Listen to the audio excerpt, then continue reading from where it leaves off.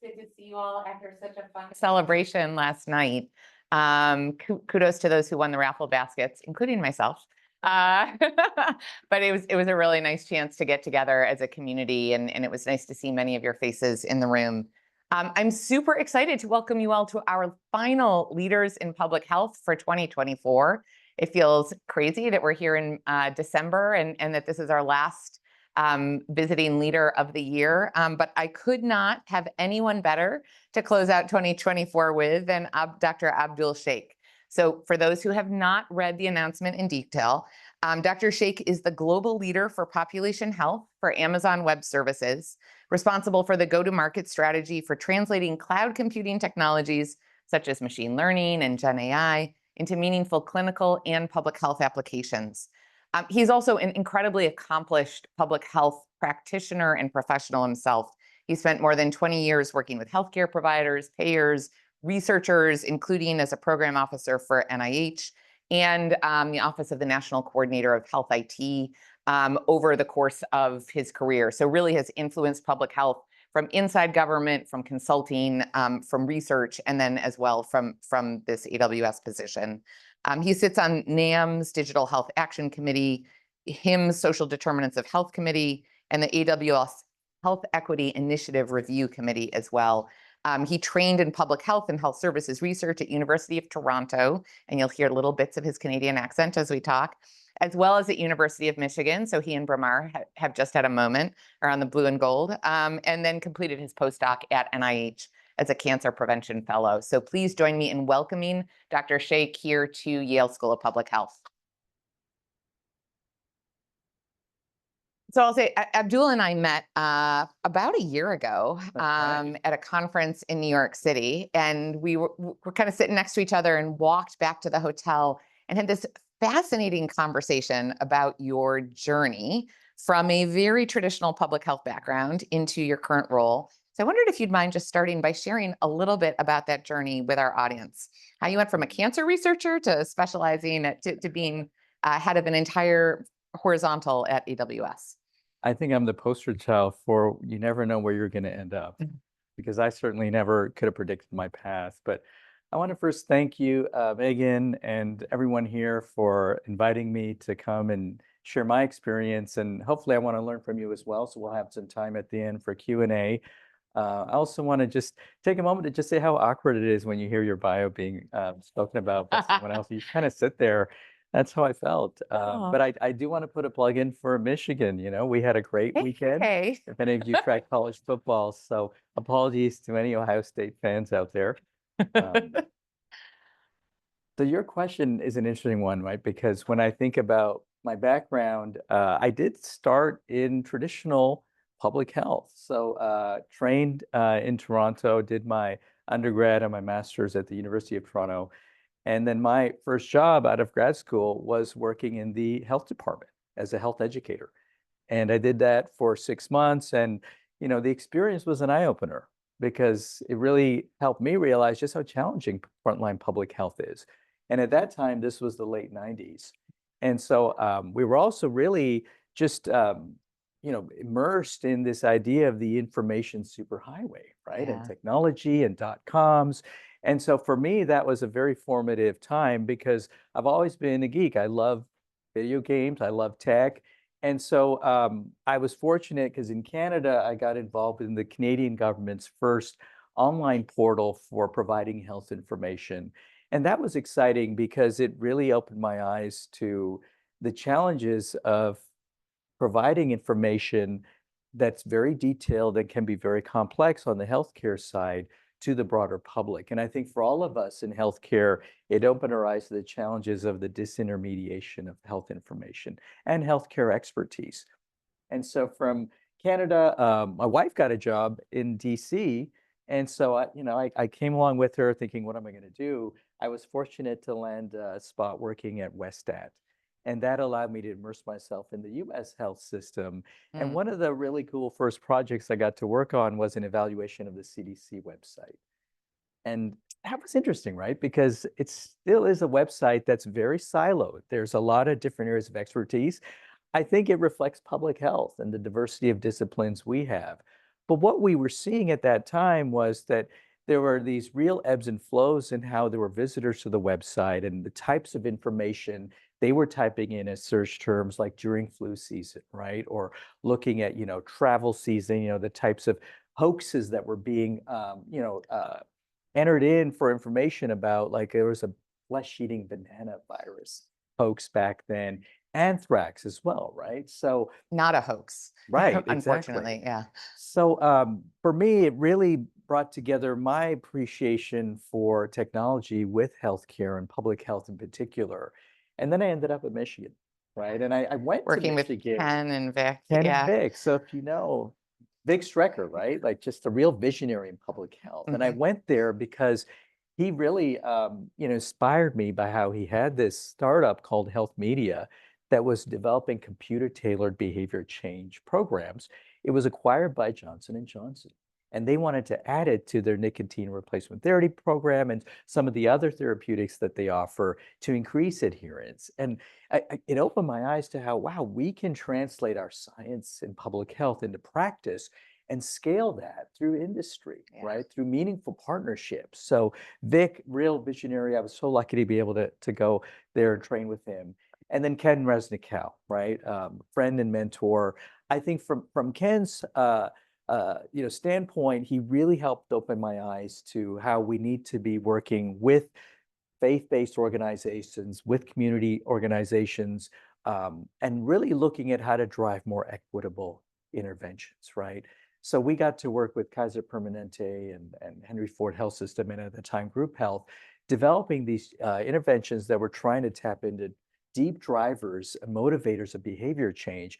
But with Vic's expertise, we were also looking at how do you develop the algorithms and the computer systems that can then drive that at scale in Mhm. health systems. So it was a really fascinating time.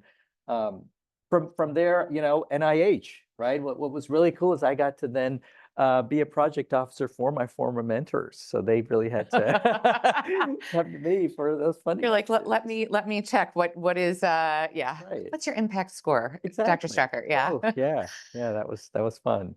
But I was at NIH at a time when we were really looking at open data, right? There was a real culture shift in the Obama administration at that time.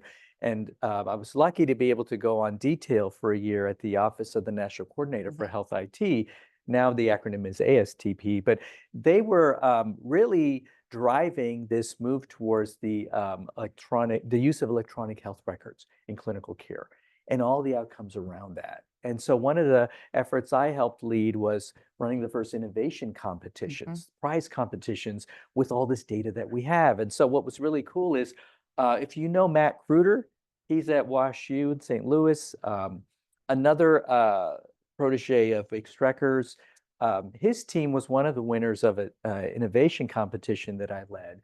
They developed a portal called Ozioma that used Mm. public data from CDC and NCHS, and it allowed you to select outcomes like heart disease or breast cancer, and then you could actually develop like short messages and posters that were in plain language that were using information around the prevalence and incidence of those disease outcomes into health promotion messages. And so that was a really cool way to think about how you can translate this publicly available information into public health interventions and messaging that could be used by non-experts or non-researchers in care. What happened to Ozioma? Because it's still Osioma, and it means, I think, good news in an African dialect. So they evolved it in a few different ways. I think the challenge has been how do you look at sustaining and scaling yeah. these interventions? And it makes me think about, well, that's where you might want to look at these partnerships, right? With nonprofits, with government, and with industry to see where you can go to drive that scale and impact. And is that what then took you into AWS? So how did you, right? Yeah. I think all of us so far in his story, this feels like a very typical public health PhD or MPH story, right? I did my training, I wrote my papers, I went and worked as a PO at NIH and moved into details in other parts of government. How did you go from there to Amazon or to Amazon Web Services, knowing that they're different Great verticals? question. So because of my being immersed in this world of startups and health tech and innovation and healthcare, it really got me interested in getting more hands-on in this real this shift in looking at how data can be used in different ways for impact. And so it also didn't hurt that I have 4 daughters. And so I started thinking, hey, would government be able to help me put them through college? And so, what else is out there? There's always a practical side to it. And for me, I was fortunate to be able to find an opportunity in industry. And so I ended up at PricewaterhouseCoopers. And at PwC, funny enough, I got to work even more hands-on with government, as Mm, well as with industry and nonprofits. So to give you a couple of examples, I got to work with NHLBI, so Heart and Lung, and NIMHD, the Minority Health Institute, around helping them look at how to better engage with communities. We ran like community listening sessions for awesome. informing the NIH strategy for health disparities research. But I also got to work with some really interesting collaboratives, and so and public health agencies. So I'll put a plug in for Harris County Public Health. At the time, their director was Dr. In Umair Texas. Shah Yeah. in Texas, exactly, and then he went on to be the state secretary of health in Washington State. But at Harris County Public Health, they engaged my team at PwC because they were really on the cutting edge of innovating. They actually launched, it's called the Phi Lab, Public Health Innovation Lab, where they were looking at how to engage with South by Southwest, with their really rich ecosystem of health techs and startups in that part of Texas. And they were very successful because I know one of the startups they worked with was a group that was looking at air quality with devices, and they were trying to really improve asthma interventions. And so that was just one example of their vision. And I think for me, being in industry helped broaden my aperture to understand here's how data, here's how analytics, here's how public health evidence can be translated in practice across these different settings. PCORI is another one, Yeah. right? So if you know PCORNet, I think it is the largest federated network with a common data model for clinical health services research. I got to work with them around developing a sustainability model because PCORI didn't want to be in the business of funding research data analytics infrastructure. They wanted to fund comparative effectiveness research. And so that led to a lot of different conversations, including with Harlan Krumholtz and the team at CORE, because Harlan has been a strong part of PCORI's journey. So it really Yeah. is fascinating. So where did AWS come in? So after, I think 6, 7 years in industry, I wanted to change. And at Amazon, I can talk a little bit about Amazon. That was, yeah, I would love. Helpful? Well, and I think it may surprise people, right? You don't normally think of AWS as being a big public health or population health focused organization, and yet it is. So yeah, can you talk a little about what it is that your job is and Sure. what it is that you do? Yeah. So But we went out to dinner last night, and one of the people with us was like, "Well, so what exactly is it that you do?" at AWS?" Yeah. my daughters still say that, Daddy, we don't know how to talk about what you do. And that's been a problem from public health. But Oh, when I think about Amazon, I didn't know this when I joined 3.5 years ago, is a group of separate independent businesses. So we have .com, right, mhm. which is our consumer goods. We all know Amazon.com because we just had the Black Friday sales. But there's also, Amazon Health, right? And they're a group that includes Amazon Pharmacy, where we acquired PillPack. It includes One Medical acquisition, which is around telehealth care. Good luck with that. Exactly. These are interesting, challenging businesses, Yeah. but they're all independent from AWS, Amazon Web Services, which is the cloud computing group. And so for us, one of our differentiators, for example, is that we place such a high value on data security, data privacy, confidentiality, that no one at AWS can have access to any of the data that any organization, government, industry, nonprofit, healthcare puts onto our cloud. And that's a different data model from Amazon.com, right? Where that's a commercial model where they want to understand the consumer, Mhm. the customer, so that they can market stuff to you. And so at AWS, I really have the fortune to be working across all of our customer segments, so federal, state, local, nonprofits, which includes like most of the healthcare systems, academic medicine, and then we have a commercial healthcare side as well, which is life sciences and payers. And so my team, at its core, I was engaged to help us think through how do we help customers understand what population health means in cloud computing. Mhm. And I boil it down to helping customers harness structured and unstructured data for the priorities that a customer has. So when I'm working with a health system, quite often it's the triple or the quintuple aim, right? Quality, cost, improvement in care, health equity, and lowering the provider burden. But if I'm working with a public health department, like we're working with Washington State Yeah. Department of Health, they're really interested in precision population health. And so it's for them, they have a pilot where they're looking at how to integrate data from air and water quality sensors, algae, and so on, with information they have on communities that are at risk. For them, they want to be able to provide more proactive and responsive interventions if there's a climate crisis to the underserved. So every customer segment has, I think, a different perspective. Working with, the precision medicine side, like they're really looking at how do we drive better care at the clinical point, but how do we incorporate clinical imaging, social, and other types of data? So it really plays out interestingly. Well, and one of the things we were talking about that we've talked about both last night and have talked about before is around kind of this business model that you all have. I think one of the things that we've all been thinking about, right, in this school as we've been creating our new strategic plan is how do we translate the science that we do that's often NIH or foundation funded into real world impact, right? How do we get it out and scale it? AWS excels at scaling, but you also help to provide a kind of that platform, right, that helps people to scale. And could you kind of share a couple of the case studies of how you think about AWS advancing that mission of health for all in a way that becomes sustainable, that takes it beyond kind of our labs and our publications? Absolutely. So I'm really proud of the work we've been doing with Rush University System for Health. If you don't know them, they're in the west side of Chicago. They're a healthcare anchor network founding member. If you look up the healthcare anchor network, these are large public and nonprofit health systems in the US that really recognize that they have a responsibility because they're multi-billion dollar entities to be able to not just provide better, more equitable care and improve access to care, but also to be able to look at a thoughtful approach to uplifting the communities that they're based in, which quite often are underserved. Hmm. They're minority, they have, little access to resources. So thinking about, for example, how they hire, how they develop contracts with small businesses in their communities, all of that can help uplift the positive impact they have. So Rush is one of those institutions. And for them, it was really interesting because they came to us during COVID with the challenge of how can we provide more equitable surge response to the communities in West Side Chicago because they are so underserved. And so we helped them stand up a dashboard with about 20 different hospitals, not just the Rush system. And the dashboard incorporated operational data.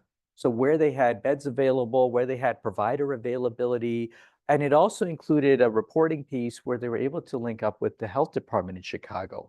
And it helped them drive surge response in a more equitable way. So that was pretty powerful use of the cloud to bring data together operationally for surge response. They went ahead and they got additional funding from RWJF, the Robert Wood Johnson Foundation, because they're really focused on a number of things. One of them is cardiovascular disease, right? And in the west side of Chicago, there's a 15-plus-year death gap in cardiovascular disease outcomes in Black and Latino versus white populations. And so they wanted to see how this idea of bringing different types of data together, in their case, could improve the 10-year ASCVD risk prediction model. So the platform that we help them evolve incorporates their clinical data from the Epic EMR using FHIR data model. It also incorporates public data Hmm. from ACS and from census and so on around social risks and needs like access to housing and jobs and so on.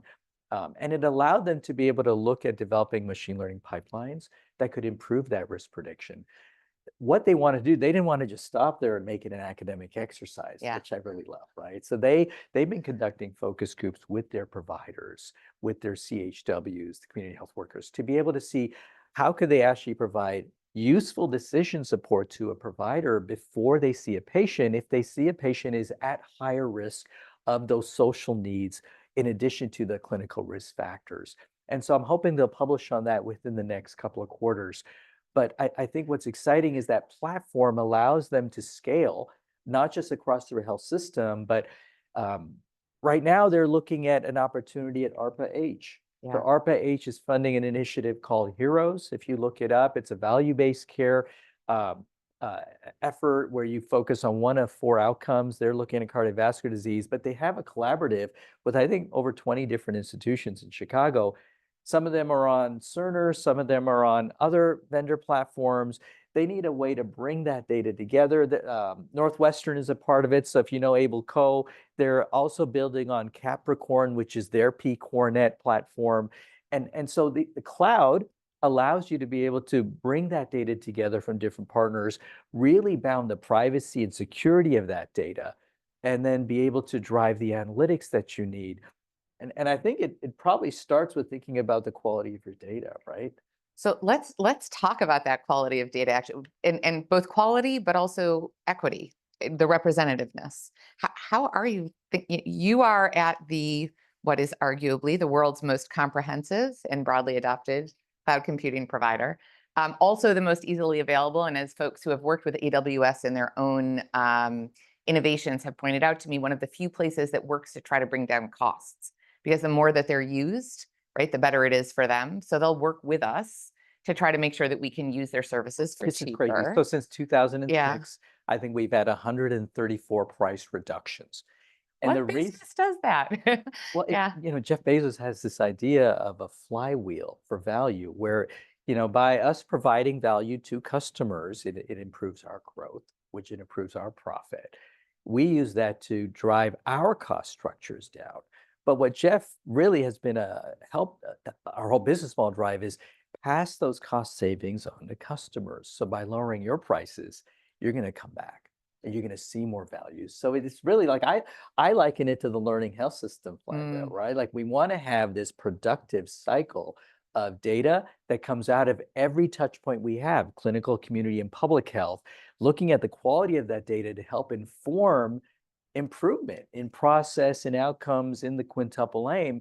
It's that same idea. And that's how it's Yeah. being used in industry, but we also look at that in healthcare writ large.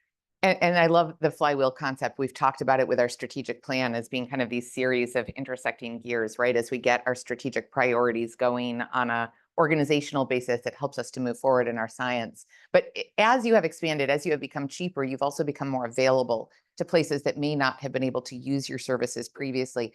How are you thinking of that in terms of kind of that question around data equity? Right. Great question.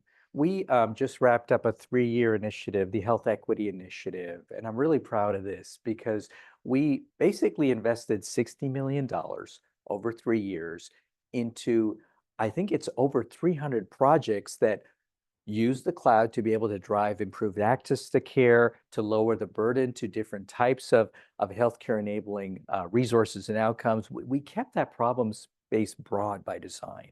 But out of that initiative, there's been like so many different exciting projects that have come out of it. And it speaks to that real principle that you've shared, Megan, around how can we scale our science Hmm. into practice, right? And so, in one example I'll give is there's a group, there's a startup in Africa, and they developed a platform in Rwanda. And I didn't know this, but Rwanda has approximately 15 oncologists in their whole country. And they're a country with a population the size of Pennsylvania. It's over 13 million people. And so what this platform has done is it allows for the incorporation of information on patients who have some type of cancer care. I think breast cancer is what they primarily focused on first. And it allows for providers, not just the 15 plus oncologists, to be able to look at where that patient is in their care continuum for cancer and share that information more broadly. And what it's done is even allow those providers to be able to pre-populate practice guidelines for a patient depending on their current status and their history. So there's machine learning in there, there's natural language processing, there's a lot of different tools that we have around incorporating structured and unstructured data into this platform. And the outcomes have been really cool. I think they've decreased the burden on providers in this space by about 40%. They're scaling Awesome. from Africa to Brazil and to other countries. And they've also, I think, lowered cost of care. So that's one example of how the cloud can help you scale by helping harness structured and unstructured data in very specific ways. But Megan, it doesn't start with the cloud and the data, right? Like I think it starts with the need.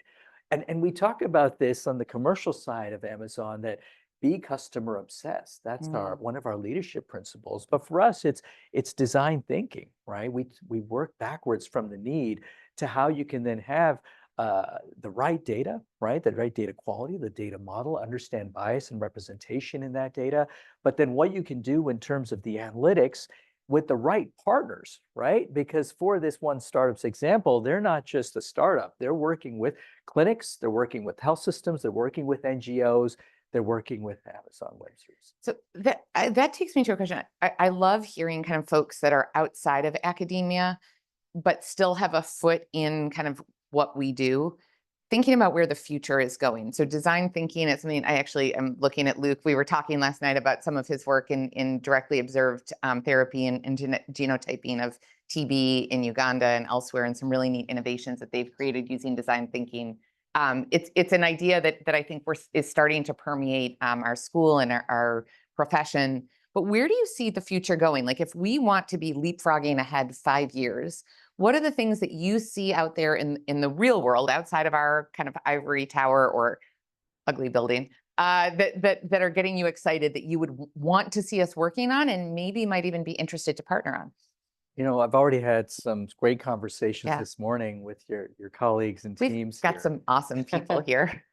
You know, some of the things that we talked about, and I know we didn't have enough time for those, but they include how excited I am at looking at your principles, looking at your strategic priorities, because they start with this idea of working across boundaries, right? Working with industry, working in collaboratives.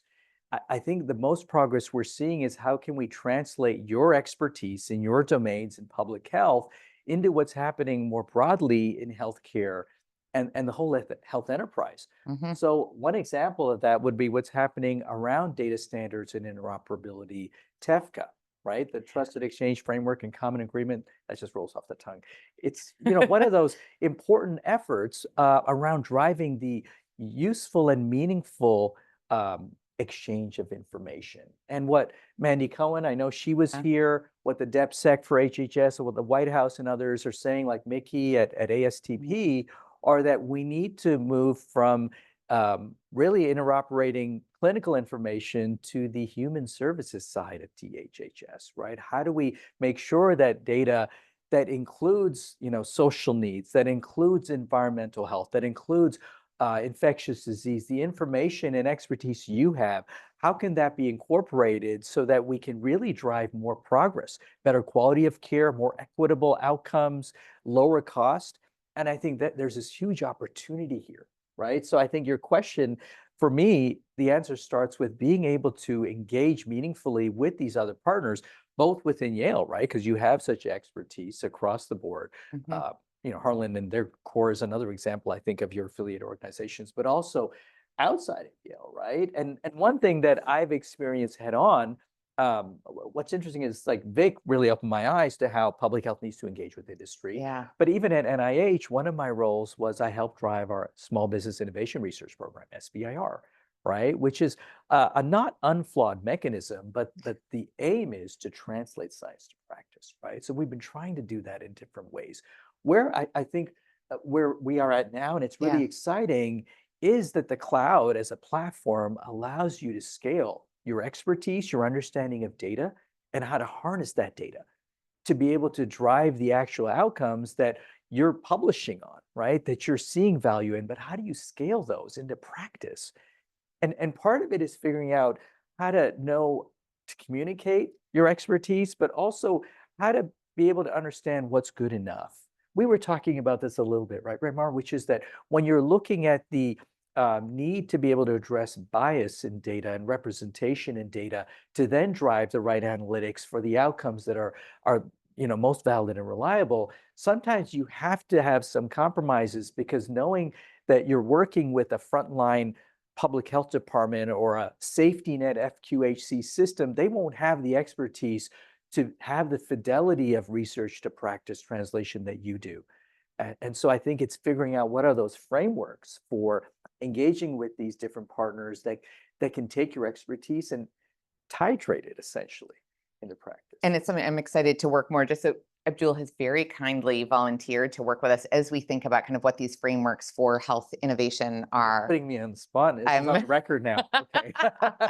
but right to think about kind of how do we think about how we scale, how we take the work that looking across this room that so many of you are doing and make sure that we actually get it out into practice. And EWS does already work with us here through Yale Ventures. For those of you that are engaged with their Pitch Fest, they have some credits available, and you all have a long history of working with academia to help accelerate some of this discovery and then translation. Absolutely. So Yeah, like there's so much excitement right now. I'm seeing all these pockets of work that my teams and I want to help scale. So one example is we're working with a researcher in the Midwest in a children's hospital research institution, and they're using large language models to in multi-language, so English and Spanish, to awesome. be able to do two things. One is understand what is the social risk of a patient in the open text data in their EMR. And then the second is how can they then translate that into decision support so that when a patient is coming into the clinic or visiting with a CHW, can they then give them some information on where would the closest food bank or job center or housing support be, and how to automate that with generative AI, but have a human in the loop, right? Have the right safety and guardrails around the use of that system so that it goes beyond just a science project and Yeah. a peer-reviewed paper to something that could actually scale and give value. I'm super. So I'm going to ask one more question, and then I'll open it up to the audience. Those of you that have been here before know that I always close with this question, which is for our students in the room. And raise your hands if you're a student of some form, just so Abdul gets a sense. And there are many more online. Thank you for coming, despite finals being next week. For the students in the room, what advice would you give? Like, what things would you want to see them or our junior faculty kind of Mhm, mhm. lean into, or what skills would be useful for them to learn for the future? So a couple of things. I heard that there might be a data equity course being offered. I think that need for you to really just build your tool set of expertise around data, both structured and unstructured, qualitative, quantitative is really important. And I really think you should be thinking about the cloud. I won't just say Amazon, right? There's other clouds out there, but cloud computing allows you to really get access to the latest approaches to analyze and structure and make data interoperable. But it also makes you more marketable, right? Because you're able to then say, hey, you know what? I understand these new platforms for high performance computing and data analytics interoperability. That doesn't mean you have to work in the cloud, but it allows you to be facile in it. So I think this ability to, while you're here in school, to improve your ability to work with data is really important. Thank you. The second, I'll give two, Please, right? I love it. Um, The I, more, the merrier. I think what I love is that, you have these efforts like Yale Ventures, right? And you're seeing other schools, other programs and disciplines like engineering and computer science, they're ahead of the curve, right? They have startups. They have this idea that for their science and expertise, they're looking at problems and needs in society, and they're then developing solutions for them and scaling them. We need that in public health. There's Mm. examples out there, examples that public health has been leading. But you guys helped develop DRGs, right? You guys started registries. There's so much information there. Let's see what you can do next. Thank you. I love that challenge, not just to our students, but also to all of us as faculty and staff as well. I'm going to open it up to questions. We've got one already. And if you don't mind introducing yourself and what you're affiliated with, just so Abdul has some background. Hi, I loved your presentation. My name is Peppy or Perpetua. I'm a current MPH student, a first year, and studying social and behavioral sciences. And going off of advice for future students, as a public health student currently, question I feel like I've been tackling and thinking about is how to make the most impact. Mm. it's hard to want to do everything and help everyone at once, thinking if I should start at the top and maybe work with data or law with my public health in the future, or starting from the community, starting with working with housing equity, going into neighborhoods themselves, where to start. And I guess with data and getting more and more knowledge to help more people, I would say, what would you advise to a student who's just graduating public health and not knowing what knowledge to learn next in order to help a greater good of people in general? Well, Pepe, I appreciate the question, and it warrants a more thoughtful conversation. But I think in terms of general guidance, uh, just dive right in, right? If you have an opportunity at the community level, right? Or if you have a policy opportunity, if you have a research opportunity, dive in because it's your passion and your training, your expertise that you can bring to bear on a problem, but you're also building up your understanding of the application of your knowledge and you're going to learn new things, right? And I think we talk about this all the time, Yeah. lifelong learning. I learn things every day, right? From every shift I've taken, I'm still learning things about the cloud daily. And so I think that's what I'd recommend. Um, and I'll go back to how some of your expertise should really be around being able to understand the type of information any organization you work with is dealing with across its different domains. So one of the strengths of public health is you get a broad grounding in our different disciplines, right? From FB and biostats to social and behavioral sciences to health administration. This is my bias, right? That have a broad aperture because we need both folks that have a very specialized interest who are going to deep dive in a discipline, but we also need folks who have a broader understanding to connect the dots. And I think that's one thing we can do really well in public health and population health. I hope that's helpful. Thank you. Luke. Thank you so much. It's wonderful to have you here. I'm Luke Davis. I am an epidemiologist with an interest in implementation science and global health, and I really appreciated your comments about the work that you all are doing in Rwanda.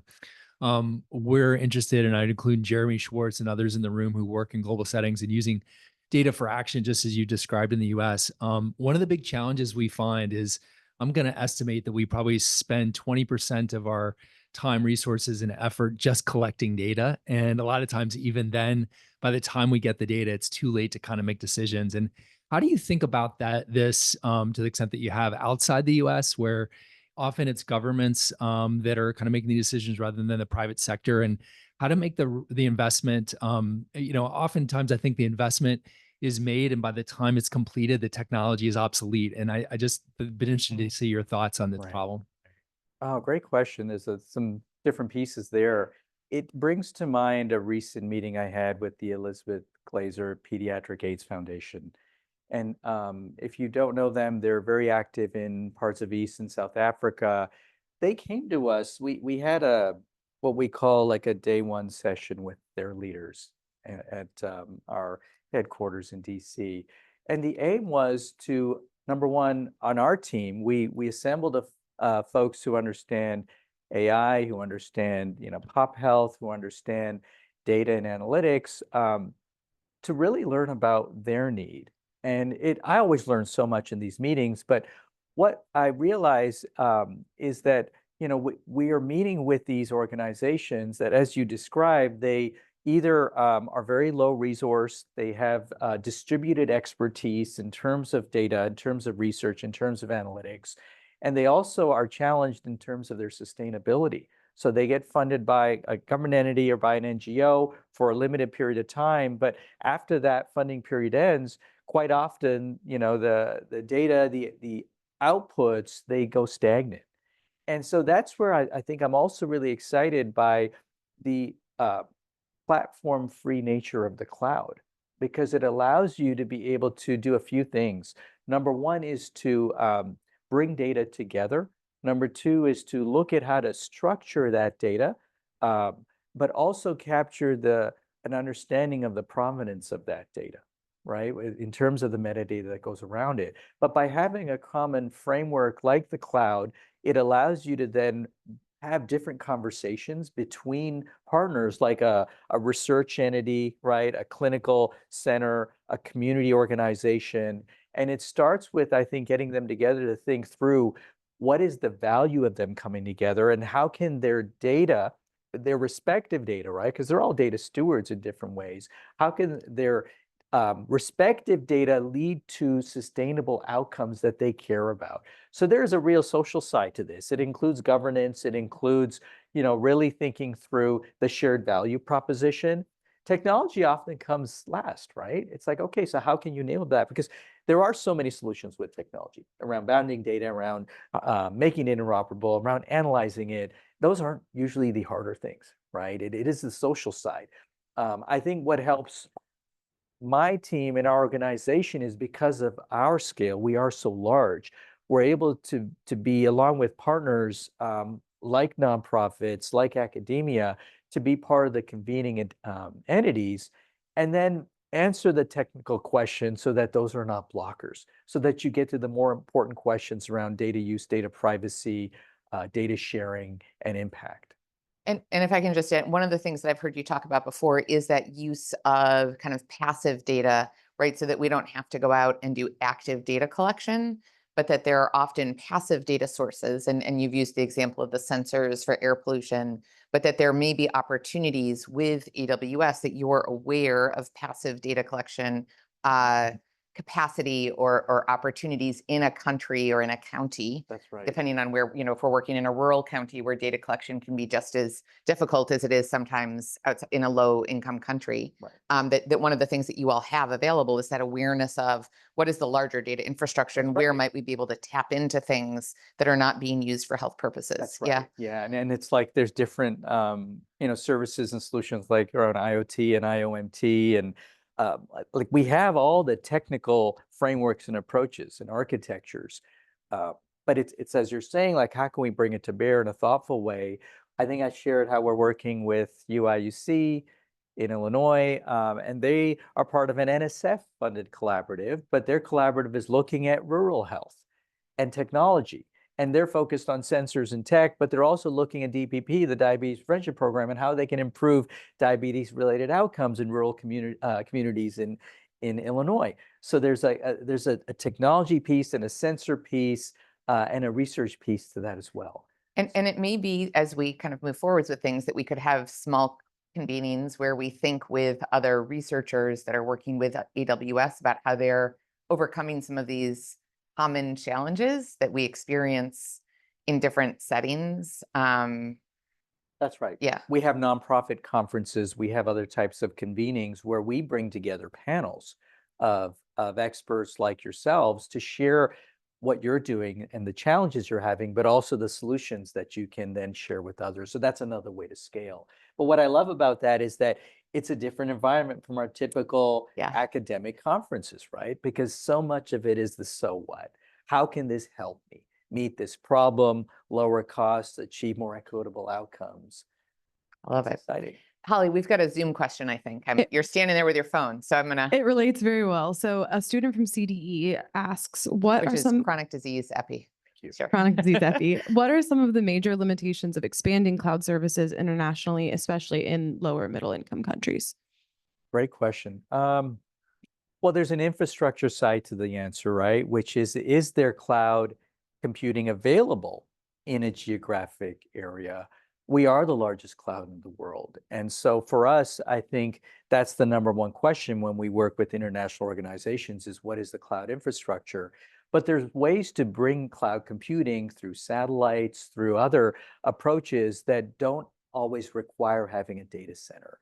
But the other side of that is, what are the actual data sovereignty and data sharing policies in a jurisdiction, right? And that's a question which we have a data sovereignty team now because they are being engaged in a lot of international conversation. So that's the infrastructure side. I think what's exciting is with IoT and with mobile, there are ways to benefit from analytics in the cloud even without having a data center within a geographic distribution. Was there a follow-up question to that? So I think those are some of the considerations I would have. And- Oh, looks like we have it. A follow-up there. I was gonna say, I just want to say that I love kind of the thought about security, right? And making sure that we don't recolonize global health right? We've spent so much time here talking about kind of multi-directional partnerships, and to make sure that we do keep that kind of ownership local Right. is really Sure. awesome. So Important. Jeremy, I may have just led into think whatever you were gonna say. Yeah, I think you both may have just answered my question, but I'll ask it anyway. So Yeah. Jeremy Schwartz, I work mostly in East Africa and Uganda, NCD, non-communicable diseases and implementation science. And one of the areas we're working in is on decentralizing heart failure services, right? So from one center of excellence to many places around the country. And we use mobile health technology and other tools to do this. And I was going to ask about data security. And so we're talking all about, data and the cloud. And so one thing that often comes up, especially from our Ugandan Ministry of Health colleagues, rightfully concerned about where does the data sit. And it's always a hard thing for me to understand when we're talking about cloud-based computing and services, because I don't know where it sits. And we talk about like, where are the servers physically? And is it beneficial to use something like AWS where there are servers in sub-Saharan Africa? But if there's not one in Uganda, is the data sitting there? So can you speak to that? Great question. Yeah, and we do get these questions quite a lot, right? And so the way that our physical infrastructure is set up is we do have these redundant data centers geographically, and they are within regions. And sometimes you have a nation that won't have a region, right? But where you, I think, can look at harnessing the cloud is thinking about how data can be mixed, right? You can have a hybrid cloud approach where you have data residing within the servers of an organization or a nation state so that they are comfortable knowing that the data has not left their physical region. Premises, yeah. But then it's thinking through approaches such as stateless computing, right? We have a service, if you Google it, it's called Clean Rooms. But it's this idea that you can have data that's on premise or data in the cloud that doesn't leave the premise of that stewarding entity, but you bring the compute to the data, right? So that the analytics are run there. And what you need to do to make that successful, though, is to have the right governance and trust and data use agreements so that that organization understands there is going to be some metadata or outputs from the analytics that will be going into a common pool. And that common pool is usually managed by the trusted lead entity of that collaborative. So that's one way that we found that the technology helps bound the data and bound the risk, and then it drives a different kind of conversation to drive the collaborative. And will you work, like if Jeremy, for example, reached out and said, will AWS work with Jeremy and the Ministry of Health in Uganda to help design data use agreements and cloud computing secure? Like, will you guys provide that as part of kind of a service? Yeah, so how it works is that, so my team, we're the global healthcare team, so we're horizontal and we work across every customer segment, which includes like the global healthcare accounts, right? Or global government accounts or so on. So what I would do is I would pull in our Uganda country account team lead, right? And if you're working with a partner like a nonprofit, we may already have an account working with them. So I'd want to know who on our end is involved in the different stakeholders you have, because then we would help you do exactly that. Figure out what have we already learned about using the cloud and helping enable sharing of data and analytics in that jurisdiction or the model that you have, and how can we then facilitate your goals? Because if you're using our cloud, we're going to be happy, right? So we'll help you. Terrific. I think probably one more. Oh, we have a student and a faculty. So maybe we'll do two more questions and do them expeditiously. Are you sure? We'll do this first, and if we have time, we'll get to you. Yeah, sound good? She has my email and phone number, so.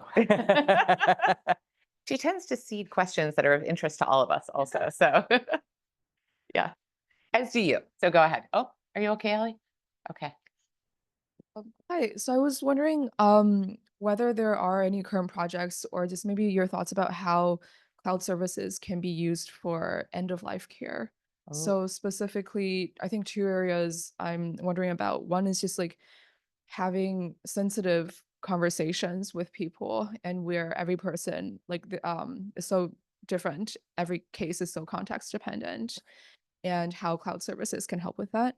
And then number two is I feel like this is an area where we don't really know very much. And so how do we learn more about end of life care, people's experiences at end of life without how do we collect data without intruding on them on such a, sensitive personal time? I know you mentioned something about passive data earlier, but I'd love to hear about just any of your thoughts. Sure, great question. I never caught your name and where you're Oh, based. right. Okay, my name is Jennifer. I graduated undergrad here in May. I'm currently here working in Dr. Jeffrey Townsend's lab, and then hoping to start med school in 2026. All right, thank you. Well, great question. It is sensitive, right? That context that you just shared. I think just like every exchange between a provider and a patient and or their caregivers is sensitive in terms of its privacy, right? And so what's been really interesting is some of these new approaches for ambient listening, where we've done this for many years. I think, gosh, I'll share the case study for us to Okay. circulate. But there were devices, Alexa devices, that have been able to be used with patient permission and authorization in a clinical exchange, where they actually are able to collect the verbal exchange of information that takes place and then automatically capture that and translate it into a transcript that can be reviewed for accuracy. And then that information, once it's made electronic, it can also be used to help extract and code what could be specific needs, specific drivers for decision support and for clinical care. So there's a whole lot of different activities and services now around this whole area of ambient, because it can improve the efficiency of patient documentation and reporting. So I think that's one, I guess, rich area of work where you could, find out a lot of efforts online. But around specifically end of life, that's a good question. I think I'd want to look into it some more on my end to see what we're doing. And I to would say improve feel that. free to reach out to some of our faculty that are working in kind of aging and end of life care, both within our school and within the med school, to go deep into the topic, as well as kind of thinking about the data techniques. And happy to connect you to folks after. So I think probably we do have time for one last really quick question, knowing there is a noon seminar in here. So we'll pass it back to Dr. Mukherjee to close us out. Thank you, Dr. Shaikh, for your visit and a really inspiring and illuminating conversation. So the definition of data has changed dramatically over the last few years of health data in terms of images and recorded voices and videos and all of that. And so I know that in AWS, there is very standard, nice interactive tools for visualization for structured data. But what kind of research is going on in terms of interactivity with multimodal, structured, unstructured data? What are you thinking in terms of the public interface, so that even if I do not know deep learning and stable diffusion process, how can I co-pilot and navigate that space? What is going on? Oh, there's a lot going on, as you might imagine, in terms of using generative AI techniques to be able to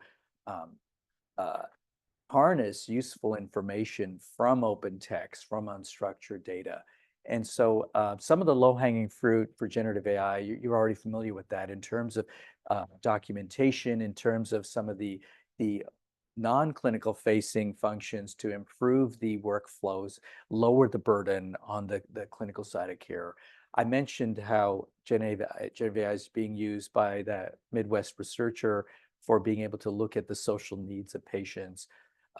So there's, I think, a lot of efforts that we've also, I think, recently announced an initiative called the Cancer AI Alliance. And that's interesting because it's with 4 different NCI comprehensive cancer centers. But what we're helping to do is help inform the governance and the frameworks for using and harnessing multimodal data. So clinical data, imaging data, omics data.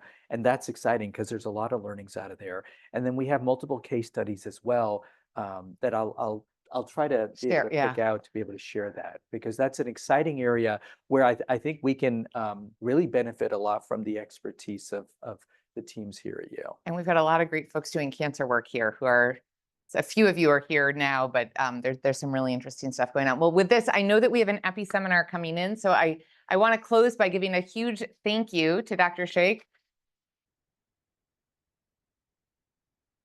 And a thank you to all of you for an incredible 2024. I'm so grateful for what you're each doing and excited to see what 2025 brings us.